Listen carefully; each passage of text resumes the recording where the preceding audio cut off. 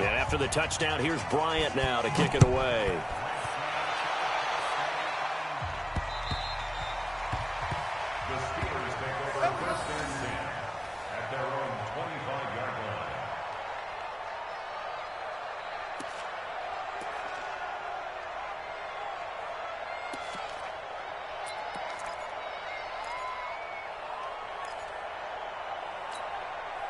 The Steeler offense here about ready for their next drive. They're sort of seeing themselves spiral out of control. Let's see if they can get things back on track. And this is where... Now a loose football. The ball comes out, and the Bengals grab it. And he'll take this down inside the 15-yard line.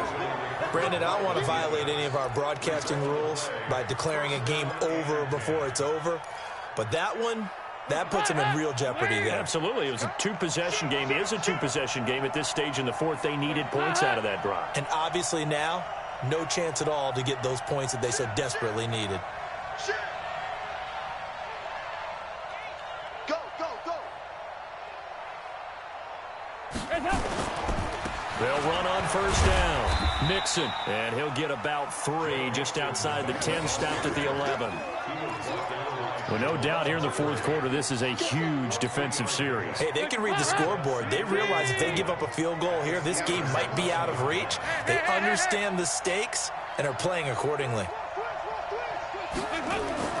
On 2nd and 7, Dalton. Now they set up the screen. That's complete. And he's able to work it here to the 8-yard line. Give him 3 on the screen. He couldn't break free, and it's 3rd down. In order for a screen pass to break big, a lot of things have to come together and be well executed. But all it takes is one small thing to go wrong and keep it from being a big game. Now, Bengals on 3rd down. They're at 50%, 4 for 8. This is 3rd and 4. From the gun, Dalton looks to throw. And a catch good. It's Eifert. And they'll get him down about 3 yards short of the first. Good defense holds him to only a yard, and it'll be 4th down.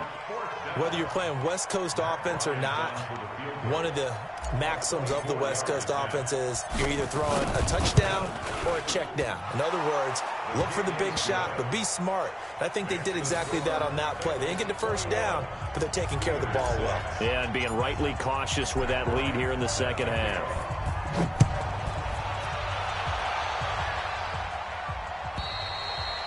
And this will be a touchback as that sails over the end line.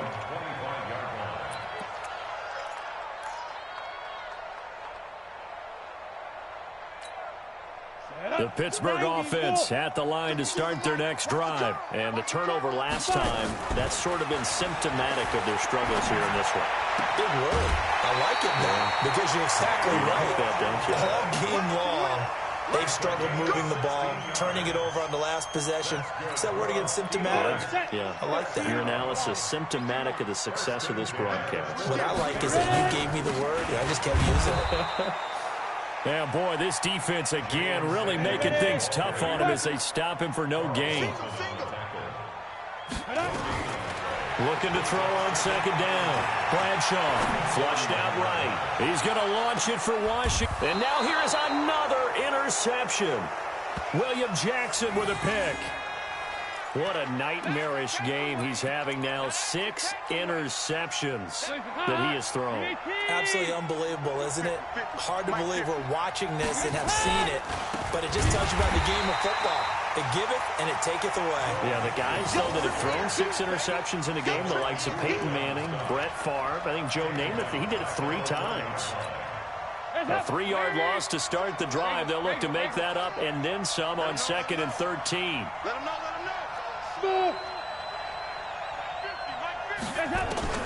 Got to be careful here. Dalton going deep downfield for Ross. And that'll be incomplete. Good protection that time, and they couldn't hook up on the long one. Now it's 3rd down. Now, Bengals on 3rd down. Not quite 50%, 4 for 9. This is going to be 3rd and 13. Throwing, Dalton. He's got Green. And he'll be brought down shy of the first down marker at the 11. If you're going to blitz, likely going to leave you in man coverage with this guy, and that is less than ideal. It is, because just about any offense that has an elite receiver, if you blitz and have him in man coverage, you're going to him, even if he has an elite defender on him, because he usually knows where the ball is before the defender does. And this is away. It's a high kick, and he got all of it. Let's go. Let's go. The Steelers take over first and 10 at their own 19-yard line. The Steeler offense here about ready for their next drive. And they've sort of lost their way, partner. How do they recalibrate and get this proverbial train back on track? Well, this is where leadership really comes into play. How's the head coach handling it? The offensive coordinator? Sometimes they just make a joke. All right, guys, had your fun? All right. Throw it out the window. Yeah, let's get back on track here. And sometimes that'll work just fine. I guess it's time now to lean on that leadership. On first down, Bradshaw. And that'll be knocked away. It's incomplete. Coverage there by the former first-round pick, William Jackson. Brandon, at least there's one bright side to that incompletion. What's that? It wasn't an interception. Wow.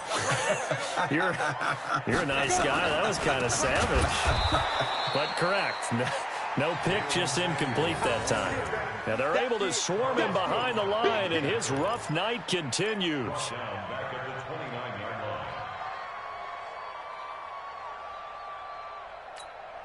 And a nickel look here for the Bengals as they try to defend this on third.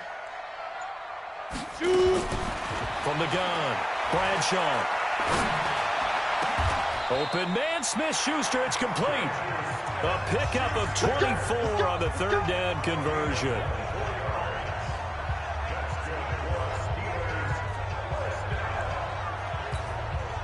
Two minutes left to play in this football game here on EA Sports.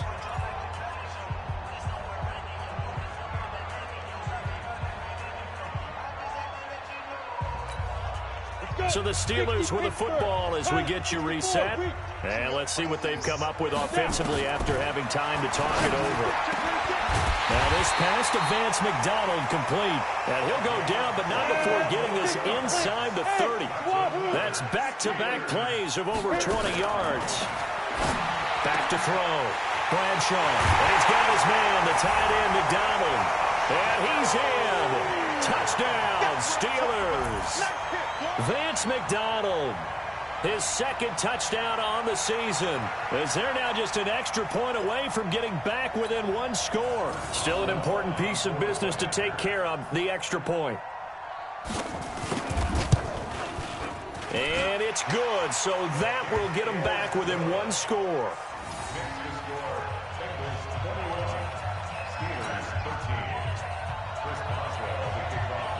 Boswell now to kick it away after the touchdown. This is fielded a couple yards deep. And he will be brought down here at about the 17-yard line. The Bengals take over first and 10 at their own 17-yard line.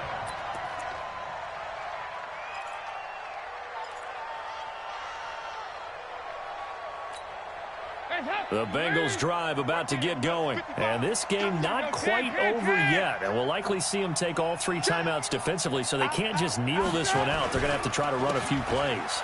You're exactly right. Mixon hit, and all the ball is out.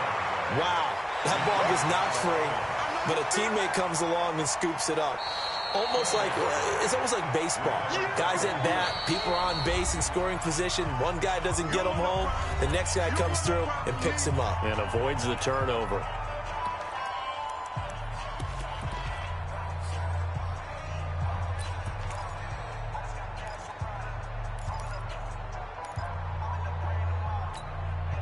This, in all probability, another run here on 2nd and 8. Hey, exit. All right, here's Dalton. He's going to have the hook up to Ross. And all the way in for a Cincinnati score. John Ross, 81 yards. Now the Bengals, they widen their lead. That's a pretty quick response to that last touchdown drive, and it seemed like they had maybe given up momentum. Not so fast. No, not at all, because they ended up pushing the lead up once again, and you're exactly right. Thought momentum might have been shifting. Instead, they grabbed old Mo, didn't let him get to the opposite sideline. The point after through the raindrops, up and good. And the decision to just kick the extra point winds up successful. This is fielded at the chalk of the 10.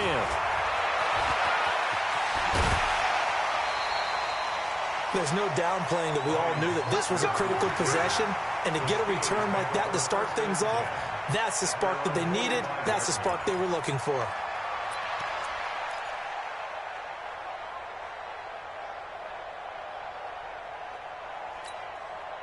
The Pittsburgh offense at the line to start their next drive. They had to go a long way on their last drive to score the touchdown. This time they get at least a little bit more of a cushion with field position. I have to think that with this field position, after what they did on the last drive, they might want to take a shot right now and try and cut down the length of the drive. Now the first play of the drive there is incomplete.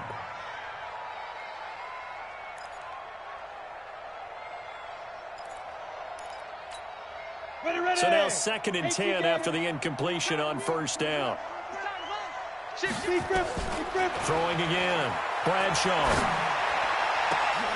And this is caught. A spectacular one-handed grab there. Now the Steelers use the second of their 3 timeouts, as they'll get it with just a shade under a minute to go in the game.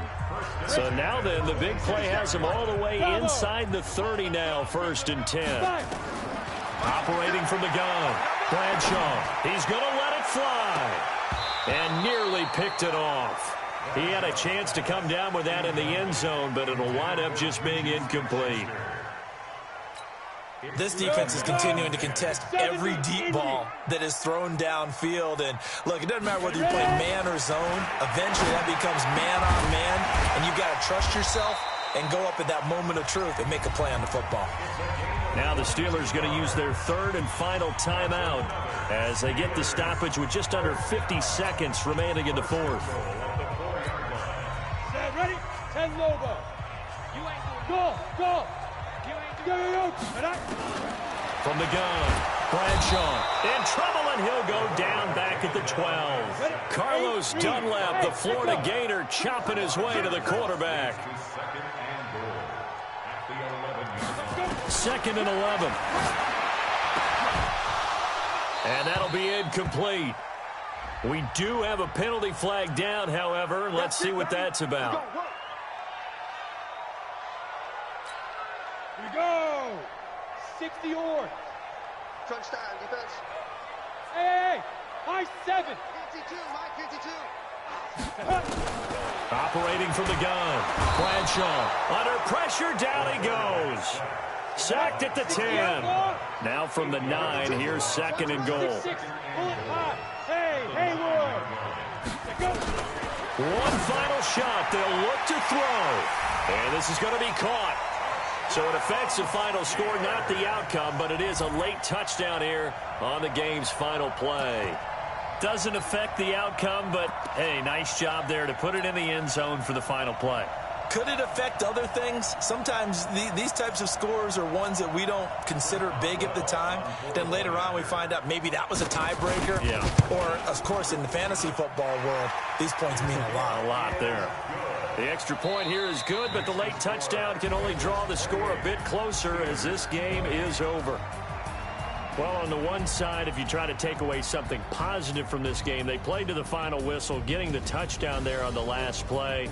But still, all for naught, really. Yeah, I'd say give them points for positivity. I like that. That part is good. But I often wonder, when the game is settled and the clock is run out, do we really need to kick the extra point? Oh, yeah. It's silly. It's silly. It doesn't make any sense to me. I know that people have explained before, well, you got to play it all the way through. Come on, this thing was done. So So for Cincinnati, it took a few weeks, but they finally get their first one of the season here in Week 4. And they will head back home next week. Meanwhile, for the Steelers, they too will leave here at 1-3. And they'll get a chance to redeem themselves at home next week.